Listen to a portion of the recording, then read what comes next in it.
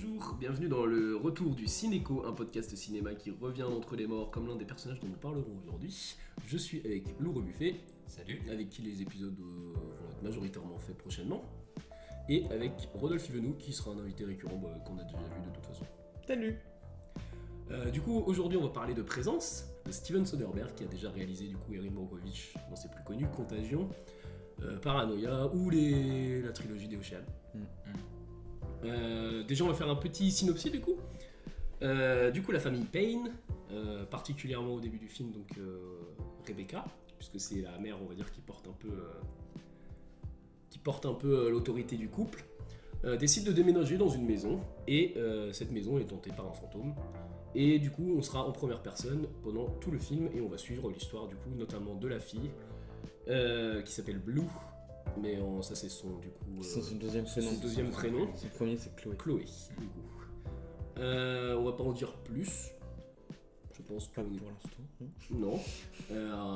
Du coup, qu'en avez-vous pensé d'abord ? En fait, ce qui est assez intéressant dans ce film-là, c'est du coup le point de vue. Parce qu'en fait, donc, comme on l'a dit au début, en fait, notre personnage principal, c'est pas tellement la famille, c'est du coup la fameuse présence. La présence fantomatique, on suppose. Alors, même si au début du film, on peut ne pas comprendre forcément de quoi il est question. Le point de vue avec la caméra en fait qu'on est vraiment tout le temps en première personne tout au long du film. Et ça ne changera jamais.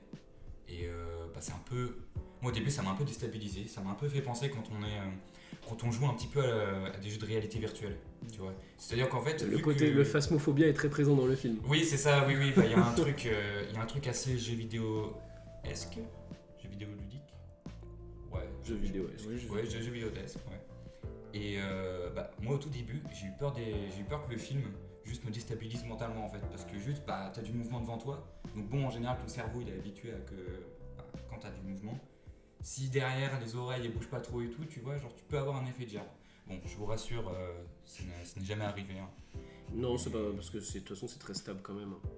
Oui. Mais moi après le film. Je serais curieux en même temps d'avoir votre point de vue, mais on va dire que c'est une bonne vibe. Enfin, je trouve que le film se regarde bien. Alors bon, il y a des scènes un peu gênantes. En fait, c'est surtout le plus compliqué, c'est quand on arrive, je pense, au milieu du film, 3/4, où là, par contre, j'ai commencé à avoir les mains moites et tout. Parce que la situation se complexifie un peu. Ouais, voilà. Bon, je vais peut-être te laisser les autres. Vas-y, moi je sais que j'avais niveau le film, ça fait quelques temps que je savais qu'il allait sortir. Il est sorti le 5, on l'a pas précisé, il est sorti le 5 février 2025. Et du coup je savais qu'il allait sortir, je savais comment ça allait être traité, parce que j'avais vu forcément sur Twitter et tout, mais Steven Soderbergh va réaliser un film d'horreur du point de vue d'un fantôme. Déjà le mot horreur, je pense qu'il faudrait le remettre en contexte, et j'ai rien vu niveau bande-annonce ou tout ça. Mais je pense qu'il y a le marketing, au moins français, qui s'est foiré. Parce que moi... Tout le monde a qualifié le film d'épouvante horreur alors qu'il n'y a rien d'épouvante horreur. C'est plus du gros thriller psycho, je trouve, surtout sur la deuxième partie. Mais vraiment, genre, ma salle était affreuse. Parce que tout le monde s'attend de toute façon, s'attend à voir le spectacle. Oui, c'est vrai que j'ai eu des gens qui mangeaient des pop-corn à côté de moi. Et aussi, pourtant, le film, il s'y prête pas du tout parce que... Mais c'est des gros moments de silence et tout, genre, comme dans la vie normale, quand t'es tout seul dans ta chambre, tu vas pas commencer à parler tout seul et tout ça. Là c'est la même chose, genre les gens ils... Oui, non mais ce que je veux dire c'est qu'il y a pas... Il y a beaucoup de silence, et dans ce film c'est normal. Sauf que moi j'avais des gens qui parlaient à côté et tout ça, et vraiment c'était un public de films d'horreur entre guillemets qui veulent juste se faire la frayeur de la semaine, quoi. Pas des gens qui sont adeptes de ce genre de film. Parce que même des gens qui sont adeptes du genre horreur, je pense qu'ils auraient compris la démarche et qu'ils auraient fermé leur gueule. Mais pour ce qui est de mon avis, moi j'ai vraiment beaucoup apprécié aussi. Et c'est vrai que j'étais quand même pas mal aussi tendu, surtout dans la deuxième partie du film. Je trouve que ça fonctionne très bien, parce que en fait souvent quand on est dans un film, il y a le truc de l'inaction. Genre tu peux pas agir sur les personnages de film.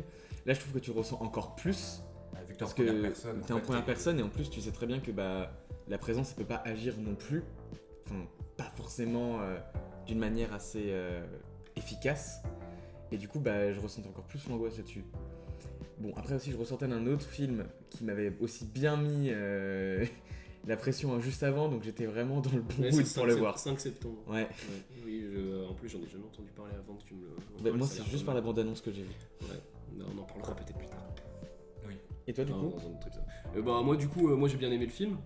Je trouve surécrit à des moments.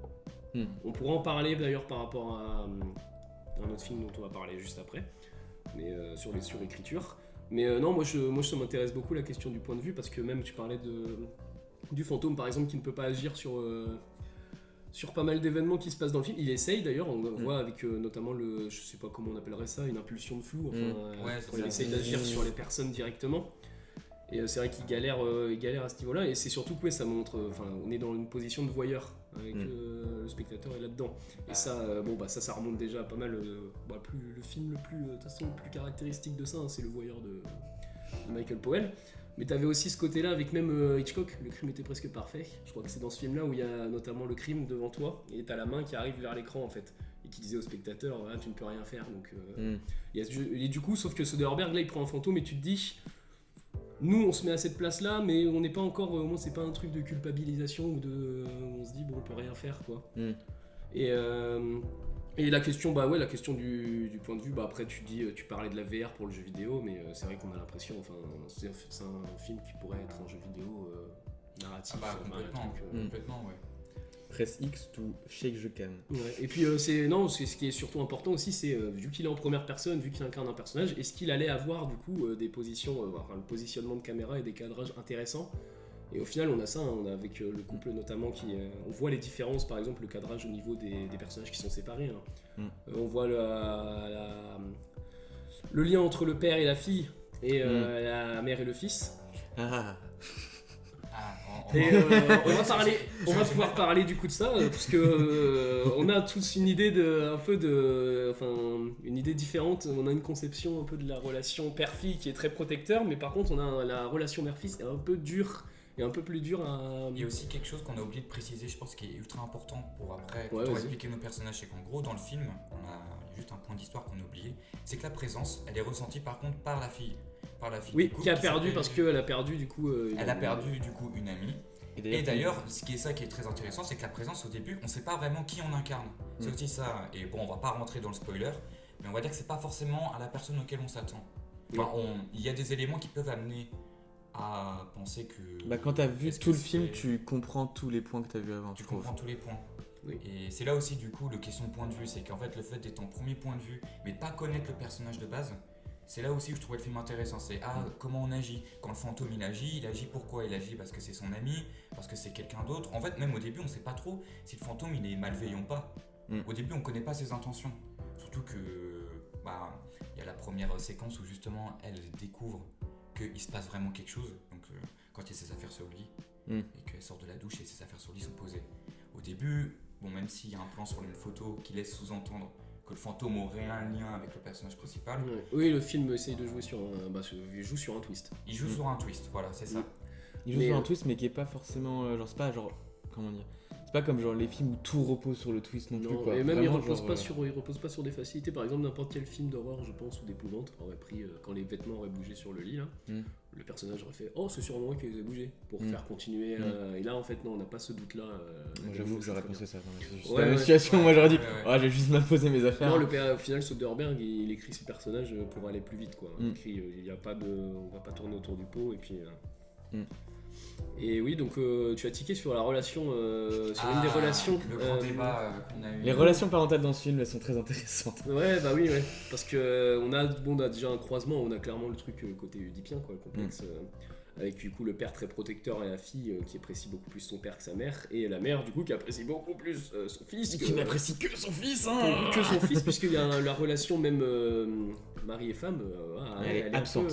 Elle est absente, et dans les cadrages même ça se ressent. Il y en a un qui a le dessus sur l'autre, ils sont très séparés. Et frère et sœur aussi d'ailleurs, parce qu'en fait il y a une opposition dans tous les membres de la famille, que ce soit le père avec la mère, sachant qu'ils ont deux caractères différents. On a un père qui se laisse un peu plus marcher dessus entre guillemets, qui s'est fait plus absorber dans la relation. Il a quand même une... Au début c'est l'image qu'on a, mais je trouve que plus qu'on avance, plus même lui il prend ses décisions, même quand il a ses fameux appels dehors. Là tu sens que c'est lui qui veut faire un mouvement que normalement dans un couple avec ce genre de dynamique on aurait plus vu du côté de la meuf, quoi. Il a une présence.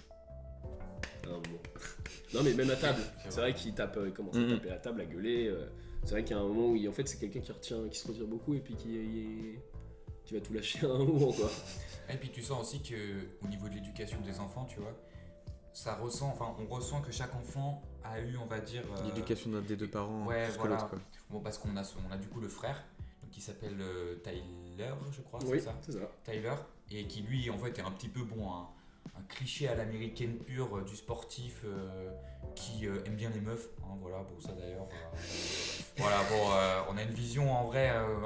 presque d'un... C'est un adolescent en vrai, après je jette pas trop la pierre, au final c'est un... Moi je pense que c'est plus le cliché du mec qui est très bon, très fort dans tout ce qu'il fait et tout. Mais que d'un côté, genre niveau social, genre il est plus du genre à suivre les grands, entre guillemets, enfin les grands, genre ceux qui ont une grosse position, genre bah là dans sa nouvelle école du coup. Et genre il va être d'accord avec ce qu'il fait sans trop remettre en question ce qu'ils font, mais je pense pas... Genre je pense que c'est un petit con, mais c'est pas un connard. Oui, c'est ça. Ouais. Bah après, t'as quand même à un moment donné, dans le film, on a quand même droit à un certain moment. C'est ça qui est bien aussi avec le film, c'est que même si c'est étonnamment, si on compare sur tout le film entier, il n'y a pas tant de moments que ça qui se reposent totalement sur la famille. En fait, il va y avoir certains moments où en fait on va surtout se concentrer sur le fait que Chloé, du coup la sœur, la petite fille, ressente la présence. Mais il y a des moments où on va se focaliser sur la famille. Et c'est vrai que, par exemple, on a la fameuse scène quand Tyler il parle des meufs, tu vois, et que, en gros, il s'amuse un petit peu. Il s'amuse devant sa mère et son père à dire que, ils ont la photo d'une fille dénudée. Bon, là, c'est le moment où on a tous un peu fait. Et le fantôme fait un pétage de plomb. Ouais. Voilà. Parce que souvent, dans ce genre de film, et même c'est un cliché aussi des films d'horreur, c'est ça qui est rigolo, c'est que il a été vendu comme tel, mais je trouve qu'il reproduit aucun des clichés du genre. C'est que genre la personne qui ressent la présence, elle va être jamais prise au sérieux du tout. Alors que là, son père, il est tout de suite avec elle, même si il voit qu'elle a des problèmes, et même si au début, il pense que c'est plus une sorte en mode psychologique et tout ça, il va quand même lui dire que il est là pour elle et qu'il va la croire et tout. Et vraiment, c'est les seuls moments du film où tu te sens bien en mode il y a un peu des trucs qui tiennent en place cette famille, quoi. Ouais, puis c'est un peu un contre-pied de l'horreur aussi, parce qu'en général, dans l'horreur, personne ne croit le personnage, entre guillemets, qu'à l'illumination.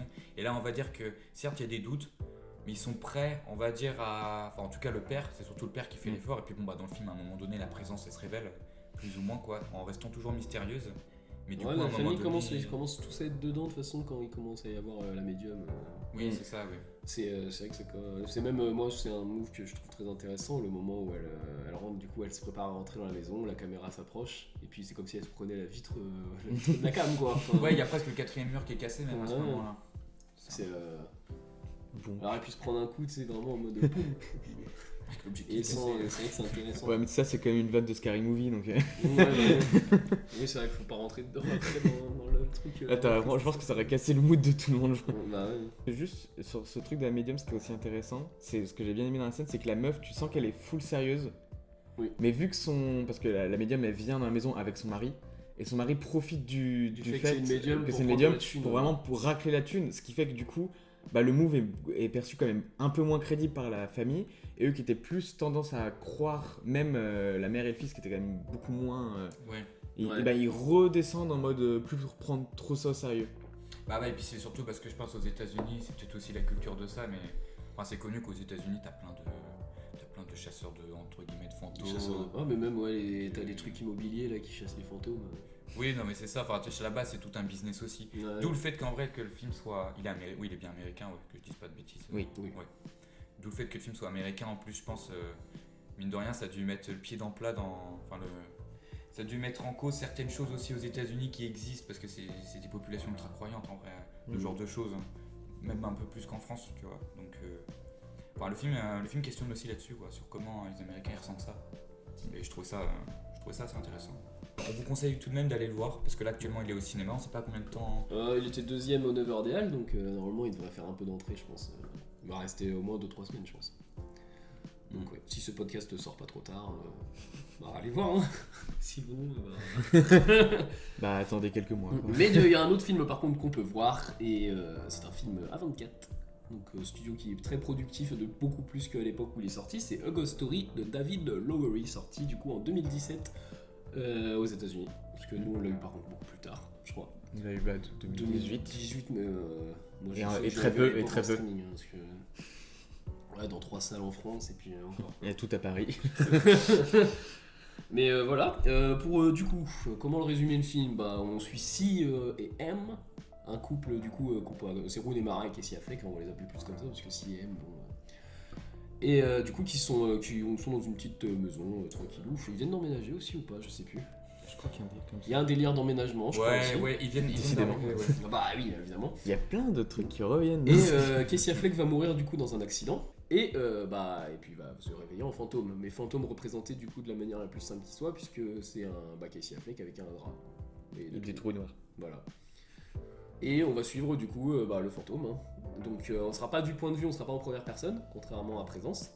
Mais par contre on va le suivre et puis bon on va se faire chier avec lui quoi, parce que c'est chiant hein, d'être un fantôme.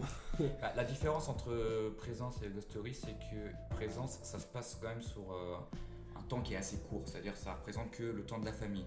Le truc de Ghost Story, c'est qu'en fait, non seulement la personne est morte, mais du coup elle va voir son lieu, donc son habitat, changer. Et genre changer drastiquement, ça veut dire que bon, sa femme part, normal, vu que bon, bah d'ailleurs on a une scène ultra déchirante où on voit sa femme qui pleure.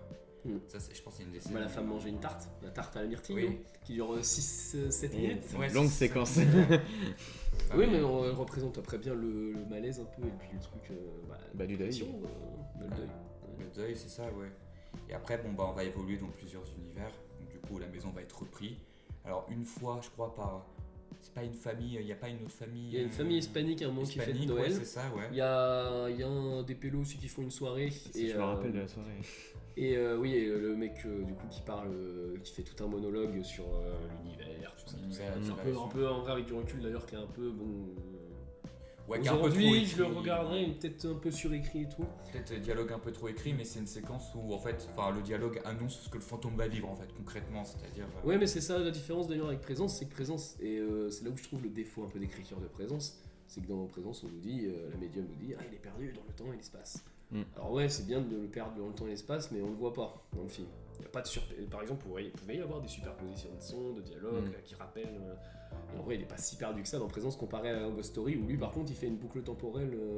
Enfin, tu vois qu'on est dans un cycle pour le coup, avec Ghost Story. Ouais, c'est ça, ouais. Il va revenir en arrière, il va revenir d'ailleurs même en plus cyclique, mais c'est vrai que c'est pas le foutoir non plus dans Ghost Story. En fait, il manquerait un film qui fasse vraiment un foutoir au niveau formel et narratif, quoi, avec un fantôme. Bah, ce qui est intéressant en tout cas, c'est que dans les deux versions, les fantômes ont la capacité d'influencer par contre leur environnement. C'est aussi ça, dans Présence, même si c'est plus timide. Bah, en fait, on retrouve ça aussi dans les deux, c'est que les fantômes, en fait, ils agissent des fois par leur propre personnalité d'avant, mais en même temps, ils sont totalement dans l'incompréhension. Dans Ghost Story, on voit plusieurs fois. Dans Ghost Story, t'as un dialogue entre deux fantômes, avec un à la fenêtre, là, avec un drag, des trucs, des petites formes et tout, et qui fait j'attends, et puis l'autre il lui fait Casey Affleck en fantôme, il fait t'attends quoi? Et l'autre lui répond je sais plus. Mais bah oui. T'as cette perte là de la notion en fait de l'objectif du fantôme en fait quoi, il sait pas pourquoi il est là quoi. Bah parce que de toute façon dans l'image populaire en général un fantôme. Ouais, c'est une âme errante quoi. C'est une âme errante qui aurait pas fini d'accomplir quelque chose. Alors autant dans Présence, bah du coup en vrai avec la fin du film et tout. Dans Présence c'est très clair. C'est très clair. Alors dans Ghost Story en fait c'est pas forcément, enfin c'est plus comment dire, on va dire que ça impacte plus le fantôme en lui-même. C'est-à-dire c'est le fantôme fasse son deuil. Très concrètement. Oui, parce qu'il doit creuser. Ça tombe. Non, le mur. Mais oui, peut-être. Oui, entre autres, oui.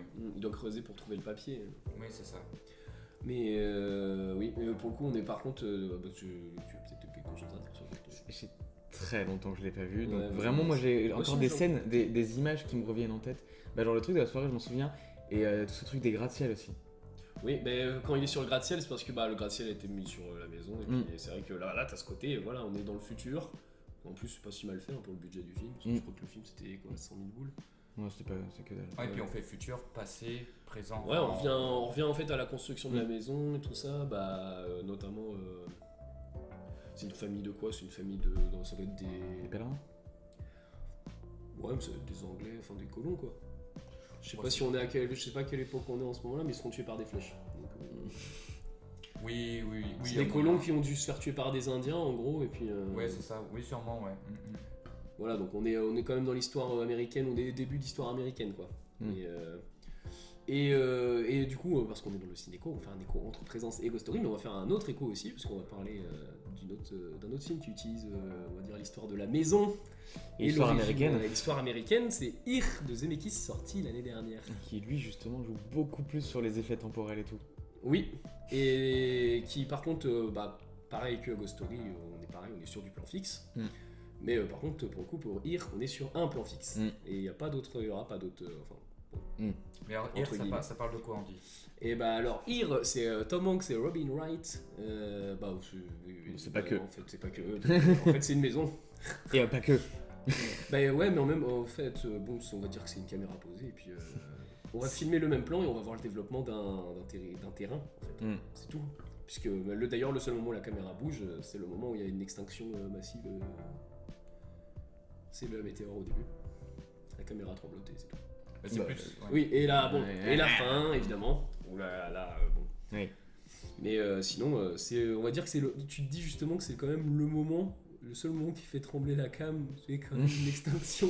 Une extinction de masse. Là, Zemeckis, il pose ses couilles sur un plateau et il se dit, bon, allez. C'est vrai que par contre, la première scène, la scène d'ouverture en FX. Et du coup, peut-être quelque chose qui peut être intéressant à dire, c'est préciser qu'en gros, Ir, non seulement ça prend. Effectivement, on va suivre. Enfin, on va littéralement voir qu'un seul endroit, on va changer pendant tout le film, mais on va surtout se concentrer quand même sur un salon, on va dire. Sur un salon de différentes époques. C'est vrai que ça arrive de temps en temps. En fait, on a quoi? On a l'époque avec Washington qui devient président. On a les Amérindiens au tout début qui sont présentés quand il n'y a pas encore, on va dire, il n'y a pas la civilisation occidentale qui est arrivée pour coloniser les États-Unis. On a ensuite, on a tout ce qui est. On a un couple avec un mec inventeur. C'est les années 20 là, on va dire, c'est trop bien. Même on a le début de l'ère industrielle avec les avions aussi. On a un pilote d'avion justement qui est dedans. On a ensuite, donc du coup, la famille principale, on va dire, Tom avec Hanks Tom Hanks. Et du coup, et ses parents, les parents du personnage de Tom Hanks, les parents de Richard. Oui, parce que d'abord on part. Parce qu'on les suit beaucoup quand même pendant un moment, avant que ça passe sur eux. Et puis il y a aussi des trucs qui vont se passer après, du coup, Robin Wright et Tom Hanks avec. Une famille afro-américaine du coup. Ouais, ça c'est un dernier chapitre, c'est un petit peu. Comment parler de l'histoire des États-Unis en même temps sans avoir Surtout qu'il y a un des moments, un de leurs moments à eux, à cette famille, où je pense ceux qui apparaissent le moins, je crois qu'ils apparaissent encore moins que ceux avec leur fauteuil roulant là. Oui. Et vraiment le truc du comment réagir si un flic t'arrête quoi. Mais là. Ça fait du bien de voir aussi des réalisateurs, toi c'est con mais.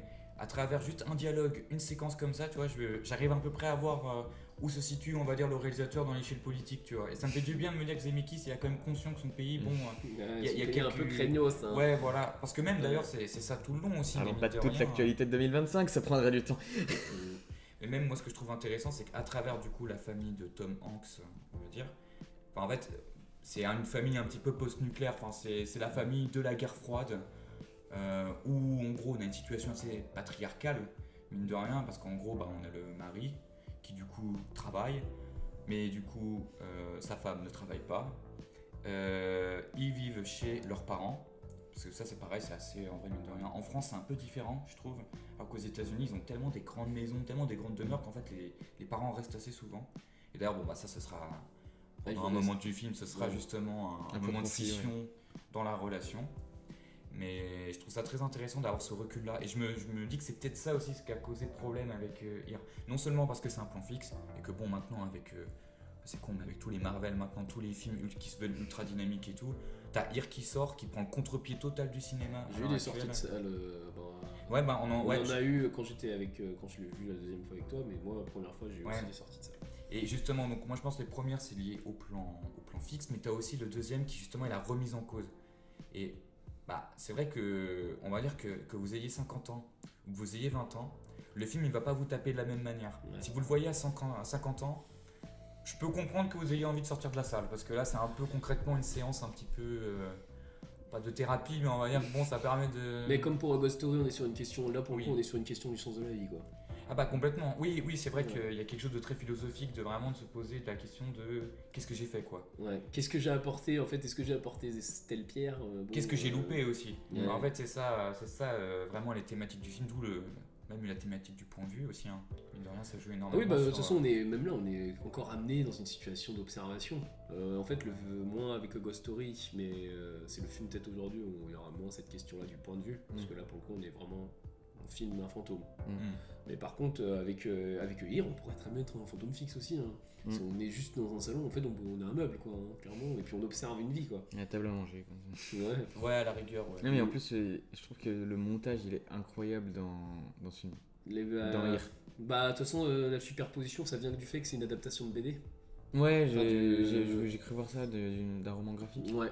Et que ça joue pareil aussi, ça passe de case en case avec les éléments. Mais après, vouloir l'adapter en cinéma, en jouant sur ce truc des cases aussi, c'est quand même. Bah, je trouve ça assez couillu aussi, quoi. De toute façon, en vrai, pour moi, c'était destiné à aller être au cinéma. Mais c'est très intéressant, puis il y a des réponses en termes de montage qui sont vachement drôles, genre la soirée d'Halloween, je crois, où il y a deux personnes déjeuner en Benjamin Franklin, et puis là d'un coup t'as le mec de l'époque, bah, du coup juste avant la Révolution américaine qui passe. Moi je vous dis, d'ici 2 ou 3 semaines on n'entendra plus jamais parler de ce Benjamin Franklin. Enfin ce genre de truc c'est con. Et même le truc genre au tout début de la famille, donc avant du coup le personnage de Richard qui joue par Tom Hanks, où il y a genre vraiment pendant 3 plans d'affilée on voit le gamin qui joue, puis il y a la mère qui rentre avec un bébé, et c'est vraiment 2 fois de suite où elle rentre avec un nouveau bébé, et tu dis bah dis donc, faut s'arrêter à un moment là. Il y a le raccord fuite d'eau dans le toit, et puis les pertes d'eau. Oui, la perte des eaux. Il y a des réponses assez marrantes. Ouais, c'est ça qui est très surprenant dans le film, c'est que tu dis, pour un film quand même où t'as qu'un seul plan, on va dire un plan fixe, il arrive quand même à avoir un montage qui est assez dynamique. De rien, on rebondit extrêmement bien. Enfin, je trouve qu'on arrive très bien. Enfin, c'est là où Zemeckis il a très bien réussi, c'est vraiment de rebondir entre chaque timeline entre guillemets, et sans que ce soit une vieille coupe. C'est jamais, en général, c'est toujours en transition avec les discussions.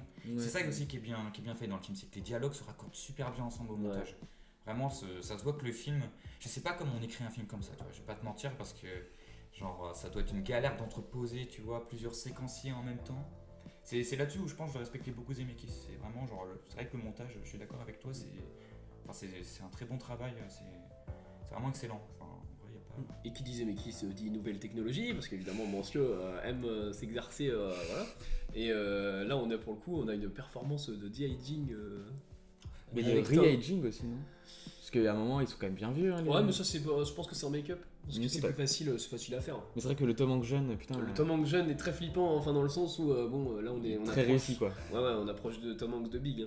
Hein. Et puis ce qui est impressionnant, c'est que tu te dis, donc c'est pas seulement juste refaire le physique, tu vois. C'est se dire, ok, quand il court.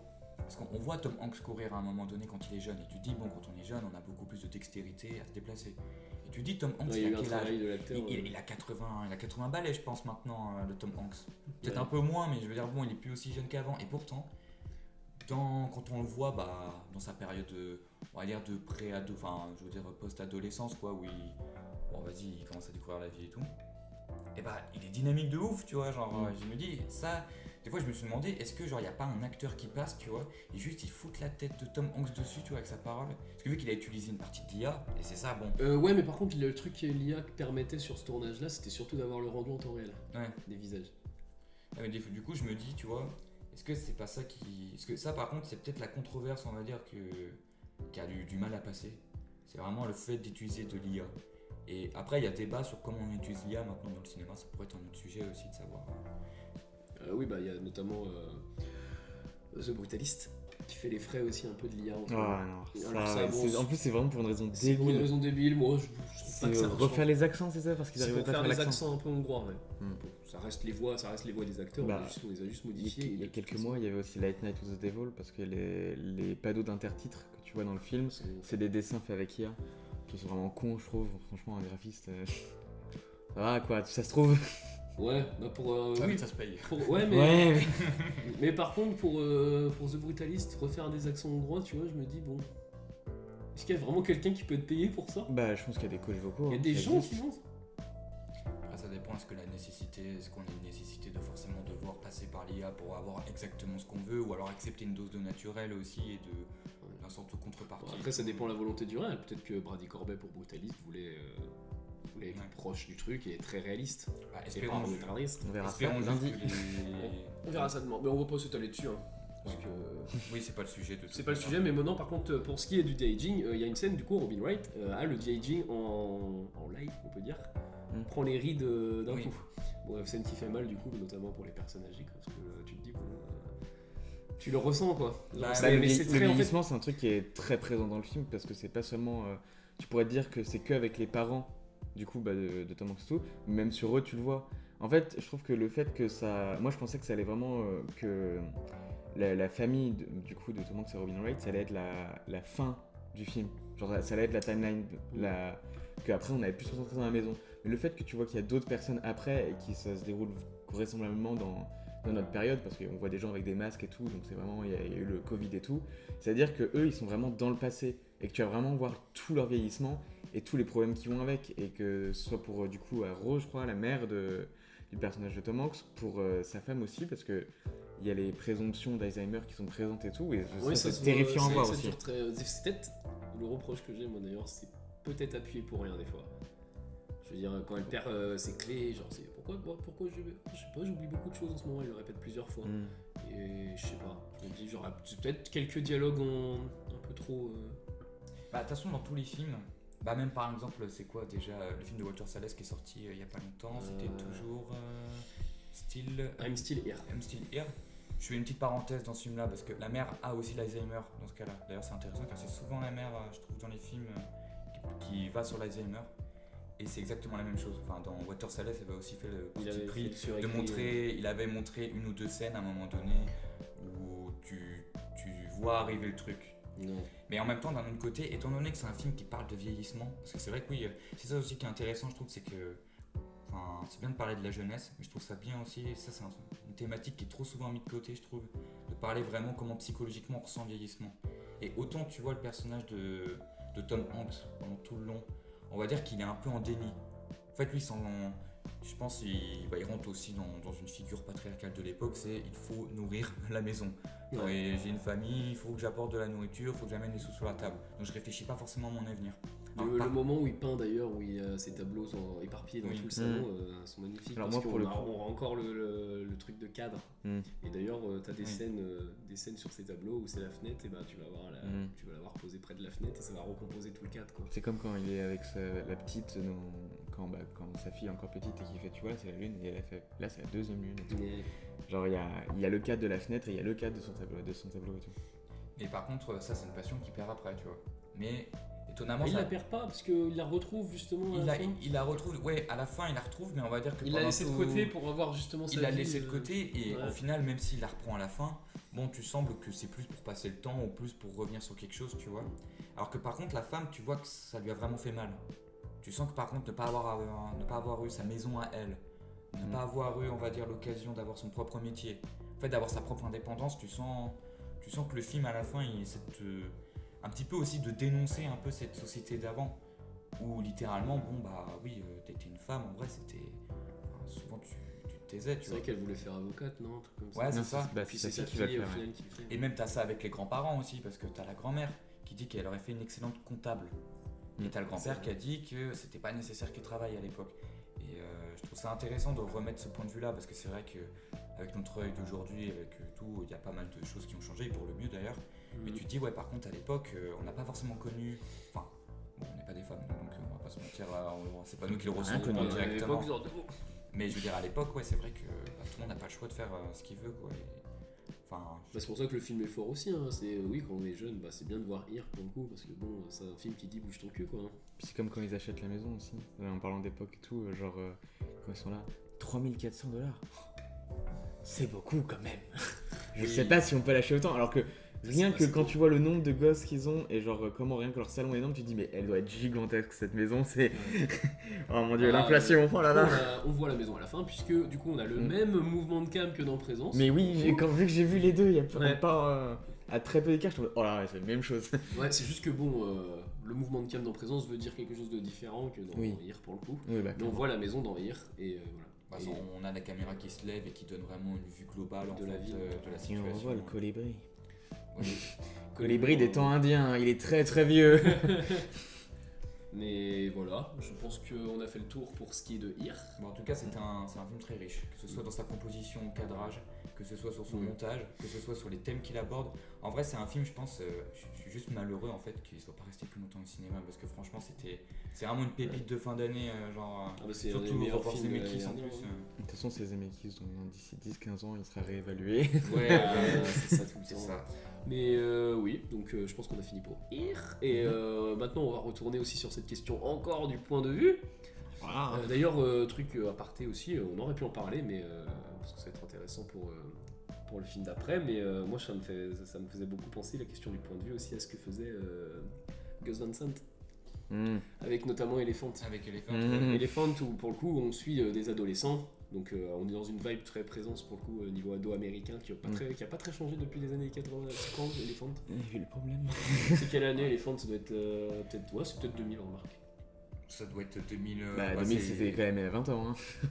Ouais, oui, mais tu dis en plus, même si c'est 2000 ou 90, mais je crois pas que c'est 90, c'est Elephant. Non, Bah, parce que ça vient avec, si je dis pas de bêtises, avec comment. Avec Columbine, donc c'est à peu près vers 2002, un truc comme ça. Ouais, Ah bah c'est oui, ça. Les shootings. Ouais, donc tu te dis, bon, il y a quand même 20 ans d'écart, mais l'adolescence américaine n'a pas trop changé quoi. Bah, elle a juste devenu un peu pire. Et on suit en tout cas, mais pareil pour Jerry, d'ailleurs de Gus Van Sant, bon bah on suit Topelo dans le désert, et puis voilà, il y a un côté, le point de vue un peu, d'ailleurs, même sortie de salle aussi, moi on était deux pélos dans la salle de Jerry, bon bah l'autre il est sorti quoi. Mais Moi, c'est pour The Presence que j'ai eu des sorties. Hein. Ouais, mais c'est parce que c'est des films qui questionnent justement ce point de vue là en fait, et on n'est pas habitué non plus à être dans un point de vue si extérieur que ça en fait. Et puis aussi pour The Presence, je pense qu'il y a aussi le côté du marketing. Franchement, je suis persuadé que niveau gens qui avaient dans la salle, c'était pas du tout un public qui était prêt à avoir une proposition comme ça. Je dis pas que les gens étaient cons, je dis juste que c'est pas ce qu'ils voulaient voir. Mais en tout cas, pour le parallèle avec Elephant, du coup, je fais ma petite transition. Donc, on suit chaque adolescent du coup d'eau, majoritairement dans le film. J'ai pu voir quasi totalement. Hein, parce que... Et ça va être pareil pour le Grand Prix de Gérard Armé, du coup, In a Violent Nature de Chris Nash 2. Parce qu'il a un 2 dans son nom. Ah, il s'appelle Chris Nash Ouais, 2. il doit y avoir Chris Nash 1 du coup. Et, hâte de voir le 3 quoi finalement. Et du coup, In a Violent Nature, comment le résumer? Donc, c'est notre perso mort qui revient, comme le podcast, comme je le disais au début. Il sort de sous terre. Il sort de sous terre, mais il respirait quand même un peu. Et ouais, du coup, on suit Johnny. Hein. Bon, son nom, il tient pas. C'est Jason. C'est Jason Voorhees, mais avec des idées de réel, quoi. Ça attaque le vendredi 13. Et du coup, là, c'est pareil, on va suivre du coup un tueur de slasher, hein, et on le suit de dos, majoritairement. Il faut savoir que du coup le monstre se déclenche car quelqu'un récupère un bracelet sur Un collier. Un collier. Oui, c'est à chaque fois je fais les À chaque fois tu dis bracelet, mais c'est un collier. Non, c'est un collier. C'est un collier avec du coup qui tient une place particulièrement importante. Ça fait quelques temps que j'ai pas vu, mais c'est pas genre une copine ou sa mère, un truc comme ça, qui lui a donné. C'est son fils, je crois, non? C'est pas le médaillon de son fils. Non, c'est le médaillon du fils, ouais. Ça fait longtemps que j'ai pas vu. C'est le médaillon du tueur pour le coup. Et du coup, la particularité de ce film, c'est que du coup, en fait, on suit toujours plus ou moins de dos Il est toujours, pas forcément, parce que quand il y a les jeunes. On le suit dans son mouvement, en tout cas, la caméra, mais on va dire que on le voit très rarement de face. En fait, il n'y a qu'une seule fois où on le voit de face dans le film, c'est vers la fin. Et pendant tout le long, sinon, on ne donne pas vraiment de visage à. En fait, le réalisateur a essayé de dépersonnifier, on va dire, son monstre, on va dire. Je pense qu'il y a aussi le jeu avec, parce que c'est quand même c'est un méchant de slasher, même si le film ça n'en est pas un petit peu, mais il y a aussi le jeu du slasher, c'est que le personnage est toujours masqué, donc dans tous les cas tu verras pas son visage, donc je pense qu'il y a un jeu là-dessus. Il n'est pas masqué au début, mais il fait pas de plan non plus sur son visage. Mais tu fais comme dans Vendredi 13, au début il n'est pas masqué. Ouais, mais je vois que ça prenait beaucoup dans Vendredi 13 aussi. Ouais, mais ça prend le contre-pied par contre de cette fois, parce que dans Vendredi 13, en fait, à chaque fois, t'as l'impression que l'antagoniste, il arrive de n'importe où. Genre t'es là, t'as toujours l'impression qu'il est au bon moment. Et alors là, ce que je trouve assez, on va dire, original dans ce film-là, c'est que là, c'est pas un film d'horreur où on va avoir peur. Parce qu'en fait, concrètement, oui, t'es dans le point de vue. T'es dans son point de vue, ça veut pas dire du coup. Par contre, c'est ça qui est bien avec le réel, c'est qu'il met quand même une distance avec son antagoniste de manière à pas qu'on fasse l'erreur de s'identifier à ce mec là quand même. Ouais, parce que je reprends vite fait, mais c'est vrai que c'est le film qui a le plus le cul entre deux chaises que j'ai vu depuis longtemps, je pense, hein, parce qu'il y avait tout pour que le mec parte en couille Genre Ouais. deux, trois mauvais cadrages au début et c'était foutu. Hein. Et au début, on va dire qu'il est prudent, Chris Nash. Genre, et puis après, il se permet des choses qu'on voit dans les slashers et un côté un peu plus, comment dire, spectaculaire. Ouais. Ouais, ce que j'avais vu sur Letterboxd dans les gens qui font leur run, c'était il y a quelqu'un qui faisait la description en mode promp, chromp. La scène la plus gore que t'as jamais vue. Chromp. Il y a quand même des scènes bien gore spectaculaires dedans, on va en reparler après, mais vas-y, continue du coup. Bah, là où je voulais. Enfin, ouais, non, c'est. En fait, t'as été dans ma continuation, mais oui. Non, mais bah, après, c'est vrai qu'il y a un truc un peu rassurant d'être dans le monde et de se dire, bon, au moins, c'est un film d'horreur, si vous avez peur et tout de base, bon, vous allez pas être surpris. C'est vous ce que allez tu pas disais avoir pendant le ce film, je sais plus, Elisa disait le peur, et puis lui disait, bah non, mais c'est bon, je suis du bon côté. Bah, on va dire. T'as du bon côté, du côté qu'on voit, quoi. Ouais, c'est ça. Tu on- te dis, T'es du côté où tu sais que T'es tu vas pas pas être surpris, tu sais d'où il vient. C'est Bah oui. ça. Mais par contre, je trouve ça marrant aussi de se dire, d'être dans le truc de. En fait, à chaque fois, l'antagoniste, il est là au bon moment, quoi. Enfin, genre, à chaque fois, t'as quelqu'un qui s'isole. En fait, tu te demandes même si dans les films d'horreur, en fait, ils font pas exprès, tu vois. Genre, ils sont pas juste nuls, en Oh, fait. juste, parce que- je dois aller. Il faut que j'aille là-bas, là. Mais il y a un parti pris. C'est vraiment la cabane dans les bois, ça Ouais, c'est. non, mais. Bah oui. Il y a un parti pris d'ailleurs qui est intéressant, c'est que le tueur entend de loin. Oui. Genre, Alors, au on début, entend ça- presque tout, c'est comme s'il était omniscient en fait. Et Mhm. c'est vrai qu'il y a toujours cette facilité là du slasher où tu te dis, bon, bah, le mec te retrouve tout le temps quoi. Donc bon, Bah ouais, et ça, c'est même déstabilisant au Il début marche parce très que. ouais, il marche pas vite, mais il te rattrape quand même. quoi. C'est- Oh, regarde, Michael Myers, c'est derrière ce drap. Ah bah non. Pourtant, il fait que marcher, Michael. Ouais. Mais il y a quand même. Au début, ça peut déstabiliser car tu comprends pas pourquoi t'entends, tu vois. Et en fait, c'est là que tu te rends compte que. Bah, notre John, c'est ça, Johnny? Noni, ouais. Notre Johnny, bah en fait, il est omniprésent. Et en fait, c'est un petit peu, je pense, je sais pas, c'est un sorte de. Comment expliquer? On va dire que le réalisateur, il a essayé de montrer un petit peu comment ça fonctionne. Enfin, même quitte à même encore casser le quatrième mur, d'être un peu dans le jeu vidéo, tu vois. Comme si, dans tous les cas, Ah, c'est vrai que tu vois, ça il pourrait être un était perso que tu ciblé, contrôles, et puis si tu levais juste un petit peu la caméra. C'est une partie de Dead by Daylight. Ouais. Ouais, c'est ça. Et d'ailleurs, c'est ça qui est marrant avec. Enfin, on va dire le point commun entre Présence et justement ce film-là, c'est que du coup, bah en fait, t'as l'impression d'être dans un jeu vidéo, quoi. Enfin, t'as vraiment cette présence de. Enfin, on veut mettre le spectateur, on veut inclure le spectateur vraiment dans le film, plus que simplement par des plans fixes et tout. On est vraiment là, on veut l'inclure. Mais c'est parce que c'est peut-être aussi le côté qui est attirant en ce moment pour le spectateur. Hein. En tout cas, le cinéma a l'air d'aller vers ça, vers un truc là-dessus. Et il y avait beaucoup de réals qui avaient prédit que la VR, ça allait être un jour quelque chose qui serait important pour le cinéma. Et peut-être qu'en vrai, on arrive dans une mutation de ça, hein, parce que ces films-là, pour le coup, ils seraient en VR, ça ferait une expérience pour le coup, ça décuplerait peut-être l'expérience. En tout cas, pour Présence. Mais après, par contre, le problème, c'est que t'as plus cette question de choix du cadrage du réal. Et là, ça pose d'autres problèmes, quoi. Alors, faut savoir que par contre, peut-être que contrairement à Présence, dans ce film-là, genre ce qui est bien quand même, c'est que à un moment on sort quand même du monstre. Il y a quand même un moment, il y a quand même des plans, tu vois. Enfin, même la manière, vu qu'on est derrière en fait. Bah, souvent les plans de meurtre, déjà, si je dis pas de conneries. Il y a pas mal de plans de meurtre où t'es pas genre vraiment full de son côté. Ouais, oui, bah ça c'est pour le côté spectaculaire pour le coup. Et les 20 dernières minutes du film aussi, du coup. Ouais, parce que oui, c'est la personne en fait qui a pu le collier. Et pas que, même par exemple, C'est la quand Final Girl. il y a une scène de meurtre par exemple dans l'eau, quand sa pote, car en gros il y a 6 adolescents dans le film qui vont être chassés du coup par le monstre, et on va suivre à chacun de ces assassinats en fait, plus ou moins. Et il y en a un qui se passe près d'une rivière. Ouais, la caméra est de l'autre côté de la. Et alors même ce que je trouve intéressant, c'est vraiment que là cette fois notre personnage il est vraiment cadré sur le côté gauche, tu vois, et on a vraiment l'objectif, tu vois. En fait là c'est comme si concrètement on jouait dans un jeu vidéo, il y a une pause, tu vois, et concrètement on nous montre l'objectif devant nous et genre on va emmener. En fait c'est même le spectateur qui va automatiquement emmener le monstre là-bas en fait. Parce que littéralement genre en fait bon là t'es dans un film d'horreur, on est habitué dans les films d'horreur, il y a des c'est là où le film c'est pas non plus, il innove pas énormément, c'est-à-dire que on a un meurtre qui se passe de nuit. Enfin, même le cliché des adolescents qui font leur feu de camp dans une forêt. On est dans. De toute façon, il respecte pour le coup, il respecte les clichés. C'est un slasher dans tous les cas. C'est un slasher, donc il joue dans son univers, mais il va pas non plus innover les règles. Mais c'est ça justement qui est ouf, c'est que vu que maintenant on est du côté du monstre, en fait, même c'est le spectateur même qui va anticiper à la place, tu vois, du monstre, qu'est-ce qui va se passer, tu vois. C'est même nous, presque au final. Enfin, moi j'ai ressenti comme ça, c'est presque un moment de. On essaie de m'appeler à commettre le crime. Ah, t'as vu? Il le regarde là-bas, il regarde là-bas la fille. Il va aller la chercher, il va aller la tuer, tu vois. Ouais, mais parce que C'est nous, on presque prend- notre volonté de vouloir en fait. Parce que tu aller- prends ça sur le côté D'où le très truc dangereux du film, tu prends justement. ça sur le côté très jeu vidéo et du coup tu penses que Ah oui, exactement. mais en vrai peut-être que Chris Nash ne parle pas du tout pour le coup enfin nous on lit ça aux jeux vidéo parce que c'est vrai qu'il y a une imagerie pour le coup Oui. presque de RPG même Oui, c'est en ça, ouais, troisième complètement, personne. ouais. mais après lui peut-être que c'est pas du tout ça tu vois.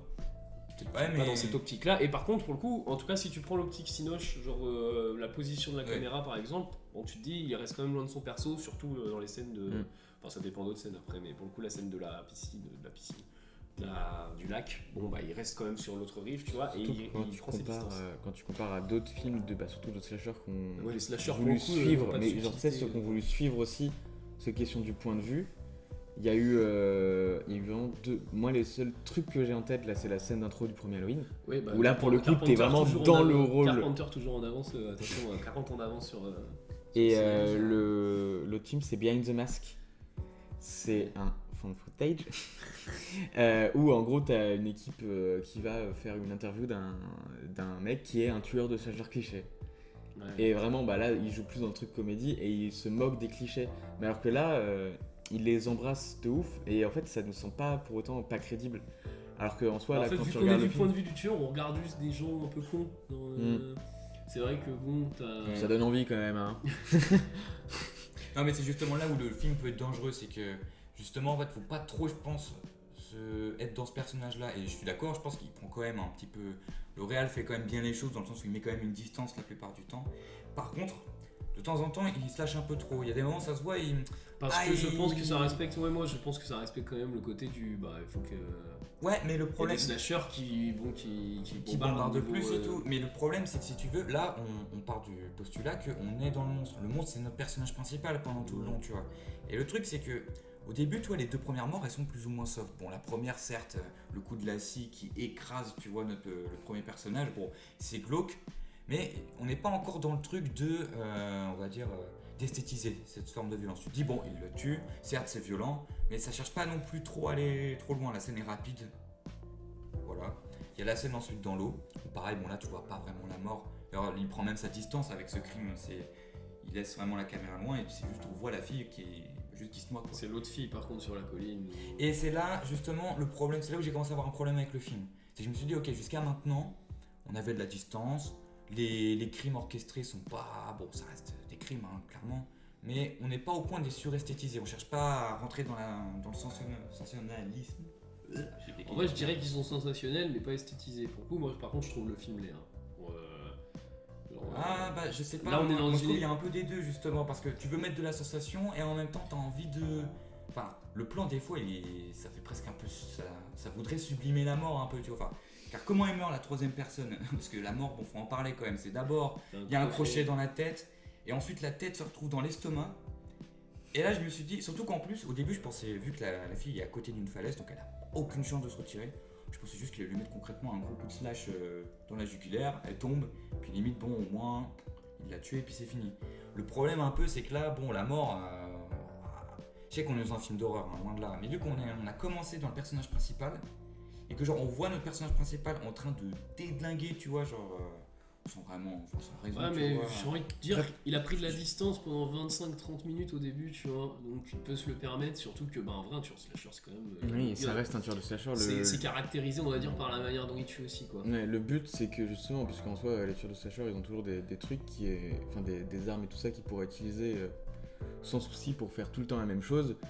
Mais enfin, s'il y a des compiles des meilleures morts par tueur dans les films, c'est pas vrai pour rien. qu'il- Genre Freddy ouais, il y a un pourrait côté arriver dans les... Il y a toujours eu le côté sensationnel des meurtres, on va dire. Genre Freddy il pourrait arriver dans les rêves des gens et juste les donner un coup de griffe. Mais non, il sort tes nerfs, il te fait jouer comme une marionnette, il sort de la télé. Ouais. Voilà, Mais pour c'est... le coup, ces films-là, par contre, prennent pas forcément la distance que Chris Nash prend au début avec Ouais, Lone Knight. Et clairement. puis il y a autre chose, c'est qu'au début notre personnage, et c'est aussi je pense là le défi un petit peu, que ce soit du spectateur et du réalisateur, c'est donc de pas trop se mettre dans le personnage, mais un peu quand même. Parce qu'en fait il faut savoir un truc, c'est que notre monstre depuis le début, comme on a dit, on a volé, on va dire un collier. Donc son objectif, on comprend vite, c'est de le reprendre. Et bah d'ailleurs c'est, en fait on comprend direct le monstre, quelle est la résolution du monstre. Contrairement au film d'horreur où d'habitude, bon c'est un peu comme dans Scooby-Doo quoi, genre... Enfin là c'est l'inverse de Scooby-Doo dans le sens où bon là t'as aucune idée de comment nuire au monstre, tu sais pas pourquoi il est là, t'as pas sa raison d'être, alors que là on l'a au début du film. Et d'ailleurs pareil, il y a un débat aussi sur la scène du miroir, car en gros on a une scène que je trouve extrêmement kitsch sa mère. Et là je veux dire, même dans un truc de film d'horreur, tu vois, dans d'autres contextes je pense que j'aurais accepté cette scène. Mais là bon déjà on est dans le point de vue du monstre.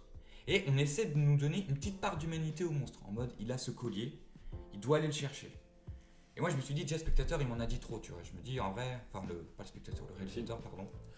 Il a trop voulu comment écrire son film en mode mon monstre, en fait il a un background. Et le background bon, en vrai on l'apprend sur cette scène là, on peut l'apprendre un peu. En vrai c'est plus pour le coup en vrai. Ouais non, je pense entrevoir l'idée.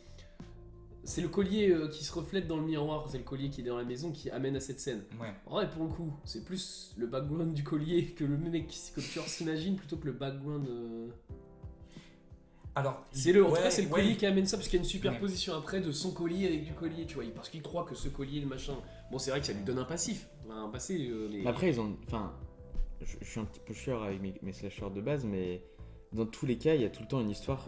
Oui, et je pensais, je ressortais la scène du lac dans Vendredi 13. Vendredi 13, ouais, en soi, Jason, c'est juste un pauvre gars qu'on a noyé et qu'il veut buter tout le monde qui vient sur son lieu parce que c'est chez lui. C'est vrai que là, on te montre pas par contre la scène où on l'a buté ce mec-là. On te l'explique, pour le coup, on te la raconte. Dans le feu de camp. Ouais, mais par contre, on te la montre pas. Oui, c'est vrai. Mais c'est juste, en fait, ce que je trouve. Mais oui, la scène, par contre, c'est kitsch. C'est que cet effet du miroir. C'est cet effet du miroir et kitsch, et ça faisait même. Parce qu'en plus, oui, il faut parler d'un truc, c'est apparemment, toi, tu l'as vu en français. Et alors en français, les doublages sont particulièrement mauvais. Je l'ai vu en VO. Ah ben en français, c'est vraiment, je sais pas, c'est peut-être parce que, mais en même temps, les dialogues, quand tu regardes en VO sous-titré, bon, ça vole pas très haut, hein, les répliques.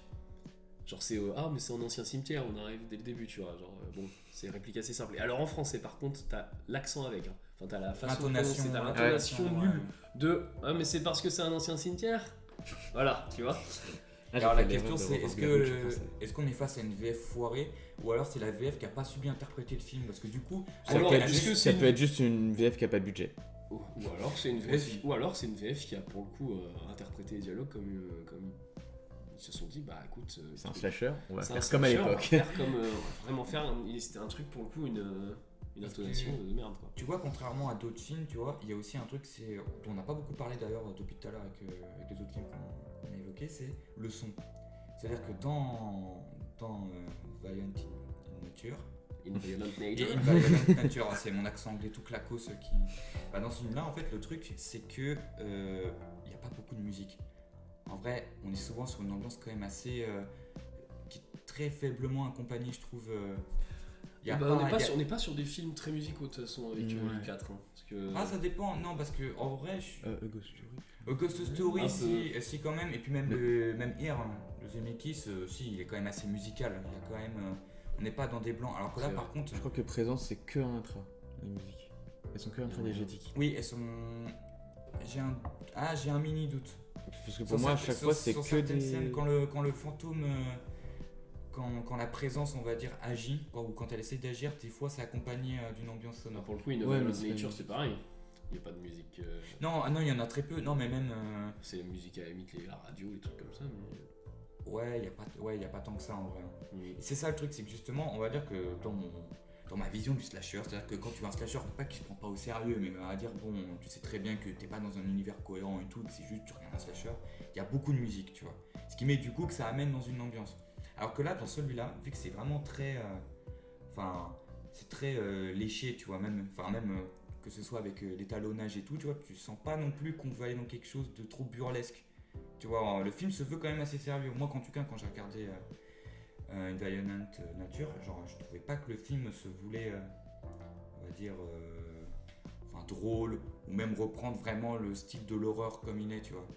Ce qui fait que du coup, justement, ça m'a un peu déstabilisé, tu vois, d'avoir des effets un peu kitsch comme le miroir, avoir des effets où il retourne la tête et tout, alors que pendant tout le long, on a un personnage qui est très lent, tu vois, qui est pas très speed, des gens qui réagissent un peu naturellement à la situation. Du coup, tu reproches au film d'être trop réaliste ou pas assez? Et bah justement, moi c'est ça le problème, c'est que je pense que le réal, en fait, il a voulu tenter des trucs à droite à gauche et je pense à certains moments, il a un peu perdu le fil de son film. En vrai, moi je Il a pense- perdu l'ambiance. Moi je pense pas C'est qu'il après, c'est je pense mon pas avis, qu'il ait mais- voulu faire un truc réaliste, je pense qu'il a voulu être dans l'esprit, enfin dans le point de vue d'un tueur de film pas réaliste. Tu vois. Ouais. Parce que pour le coup, Mais même... par contre, c'est des films qui, en tout cas, souvent pour les premiers, ils se veulent sérieux. C'est surtout les suites et tout ça qui amènent ce côté burlesque. Et encore, je pense qu'il y a pas mal de gens qui faisaient leurs films en se prenant au sérieux, mais c'est juste que, Oui, c'est vu pas la maintenant, réception, on va dire, et puis la réception des films, plus les 30-40 ans qui sont passés pour pas mal d'entre eux, ouais. tu les vois plus du tout de la même façon Ouais, parce maintenant. que- Mais je pense qu'à l'époque, c'était des grosses sorties et c'était surtout les meurtres qui faisaient le moins réaliste et le plus, à la limite, burlesque que le reste de l'ambiance du film où tu étais censé suivre les personnages en ayant peur pour eux et en même temps en ayant un peu envie qu'ils crèvent parce qu'ils sont teubés. Mais pour le coup, moi je trouve pas l'esthétique du film très réaliste, hein, parce que niveau couleur et tout, moi je trouve que c'est quand même. Il y a des changements entre plans, bon, parce que t'as aussi un changement de temporalité à des moments. Erreur ou pas, bon, je pense que le film est assez léché quand même, donc. Des fois, c'est très saturé quand même, quoi. En vrai, le film, pour le coup, bon, ça dépend le point de vue, parce qu'aujourd'hui, t'as deux écoles, on va dire maintenant, c'est esthétique numérique très belle ou pas, tu vois. Là, pour le coup, Chris Nash, peut-être qu'il est plus dans cette vision-là. On pourrait parler d'un autre film avec du point de vue et avec cette vision-là, c'est Glazer avec The Zone of Interest. Oui, aussi, oui. Parce que pour le coup, The Zone of Interest, il y a beaucoup de gens qui ont trouvé le film magnifique à l'image. Alors, ça pose question du coup sur un truc, c'est que est-ce que l'image numérique est belle? Parce que je ne pense pas, les gens ne trouvent pas l'image magnifique, enfin trouvent le film magnifique. Mais par contre, il y a l'image, les gens dissocient le fait que le film raconte des événements horribles, mais par contre, le film est beau. Ce qui est au cinéma pour moi tout le temps un problème. Genre si ton film raconte un truc horrible, ne me fais pas un film suresthétisé et beau, quoi. Justement, 5 septembre.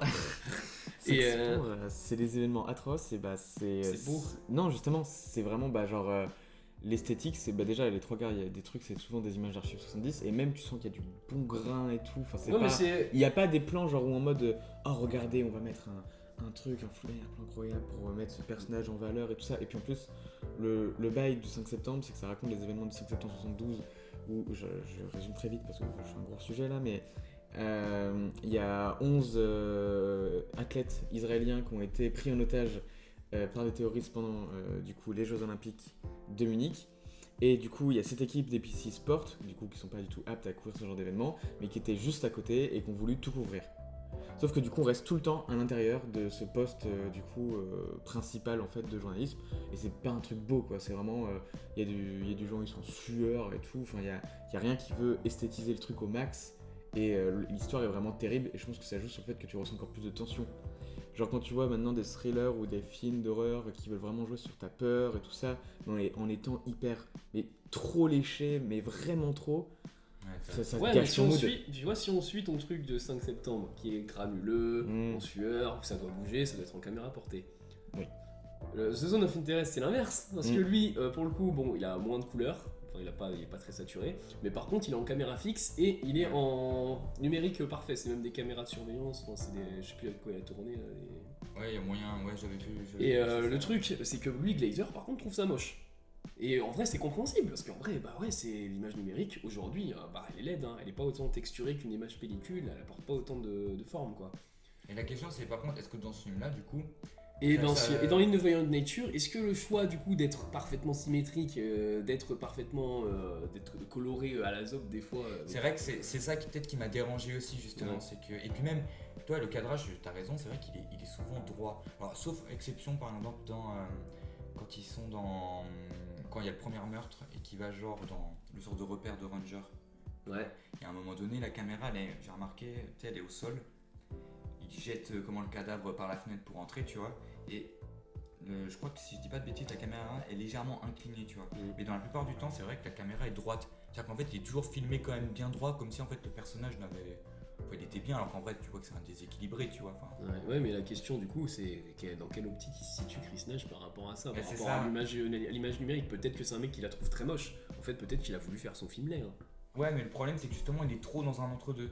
Parce qu'il a une image qui est presque trop belle des fois de temps en temps. Et des fois, on peut se dire, ah, c'est quand même tourné. C'était quoi? C'était tourné à quoi déjà? On avait dit tout à l'heure. C'était une bonne cam, je crois. C'était la Sony.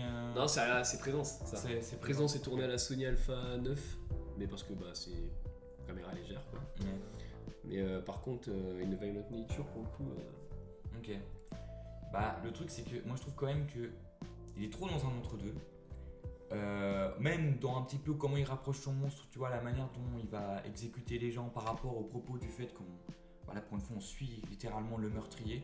Donc, faut quand même toujours faire attention quand on a un personnage principal qui est un psychopathe. Même dans le cas d'un film d'horreur, je pense qu'il faut quand même faire attention à pas non plus rentrer dans une sorte. Enfin, même si on sait que la plupart du temps, les films d'horreur, c'est un petit peu, comment dire, c'est un peu les fantasmes gore, tu vois, qu'on a envie de voir, qu'on a envie d'exposer, mais on n'a pas forcément envie de les commettre, mais parce que la plupart du temps, on n'est pas avec le vilain, donc on peut se permettre de se dire, ok, c'est pas, on se sent pas spécialement, on va dire, intégré dedans. Alors que là, le problème, c'est vu qu'on le suit tout le temps, qu'on est derrière lui et qu'on en est presque des fois à cautionner ses actes. En plus, en lui donnant presque une raison louable. Hein.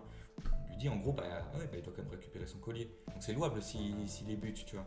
Bon, c'est tu butes pas des gens pour un collier. Ah bah non, encore heureux. Mais le problème, c'est qu'à force d'être tout le temps dans le personnage, en fait, on peut arriver avec ce quiproquo-là. Surtout qu'au début du film, on t'explique. Ouais, je pense que c'est chaud quand même que les Je pense- spectateurs se disent, tu vois, un moment que c'est normal de buter des gens pour un collier. Ouais, mec, alors Surtout que ça verrais reste un avec, slasher et tout ça. Hein.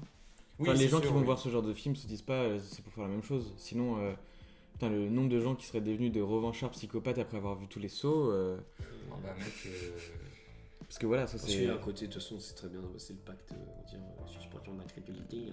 C'est le pacte hein, quand tu vas au cinéma, de toute façon, hein, tu te dis, bon, bah, tu sais ce que Après, tu il y a auras, ça chez faut- son premier long aussi. Ah ouais Il Ouais. a rien fait avant Ah, il a fait des cours, notamment dans l'ABC Ah, ouais. ABC of the Stew.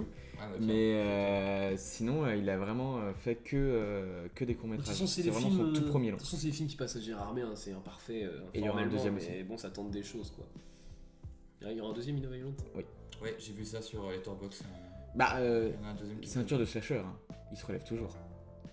C'est vrai. Comme ce podcast. Ouais, c'est vrai. Ce podcast est un nous, tueur on de tue pas- slasher. nous, on tue pas les gens pour un vol de collier, on les tue parce qu'ils ont un mauvais avis. C'est tout. Super, ça fait une bonne image, ça. Mais oui, je pense que du coup, on a fait le tour sur ces présences et les points de vue. Et vous avez peut-être quelque chose à rajouter. Non, mais disons que moi, ce que je trouve intéressant, en vrai, je trouve ça intéressant d'explorer ce point de vue-là. Maintenant qu'en fait, avec tous les moyens modernes qu'on a pour filmer, je me dis c'est bien qu'il y ait des réalisateurs qui essayent quand même de jouer de ça, d'être dans des. Alors, c'est vrai que des fois, on va rentrer dans la sensation, tu vois, on a envie de voir toujours de nouvelles choses et tout. Mais de toute façon, j'aime penser qu'en fait, chaque année, il y a un petit peu une sorte. Une thématique. Il y a une thématique que le cinéma va essayer d'aborder. Alors. Non, mais c'est surtout que aussi la question du point de vue, ouais, bah, en fait, on en parlait à la fin de présence avec Elisa, mais en fait, si tous les réals filmaient comme si, on va dire, c'était un fantôme qui observait la scène, peut-être que tu aurais moins de plans, de mauvaise construction de plans, de cadrage abject au cinéma. Ou parce que tu dis dans présence, par exemple, à un moment, il y a une scène où elle ken. Hein. Ouais. Et puis, en fait, le fantôme, il se met un peu en mode panneau, et puis il se cache, il se met un truc derrière J'aime bien le truc quand il se cache souvent dans le placard et tout. Ouais, bah ça c'est. Oui, bah ça, moi, ça m'a rappelé Phasmophobia. Quand je me cache dans le placard sur Phasmo, Oui, c'est il y a ça. le fantôme qui arrive. Mais c'est vrai que t'as ce côté-là des petits. Les placards américains, là, où t'as les petits. Mais ce qui est d'ailleurs qu'on retrouve. Je suis chiant, mais on Convaincu retrouve que ce- souvent dans les slashers. Hein. Convaincu que Soderbergh joue à Phasmophobia d'ailleurs. C'est une maison qu'on a dans Phasmophobia, ça. Quand j'y repense. Ah bah c'est fort possible. Mais- Et voilà, et on a fini cet épisode du retour du Cinéco. Et normalement, du coup, le Cinéco va reprendre en 2025. Surtout qu'on va avoir des beaux petits films. Comme Daffy et Porky sauve le monde. On pourra en parler. Oui, c'est vrai qu'il y a Daffy Porky sauve le monde. Mais non, mais aussi, voilà. On a un Bong Joon-ho qui sort dans 2 mois, hein. Même pas. Même pas. Dans 1 mois. Trop hâte. Et un Paul Thomas Anderson bientôt aussi. Mais non. Parce C'est que vrai Kung Fu avec DiCaprio. Ouais. Film de Kung Fu. Ouais. Voilà. Merci beaucoup d'avoir écouté cet épisode sur la présence au cinéma. Et du coup, on vous dit à la prochaine. Salut. Salut, à la prochaine.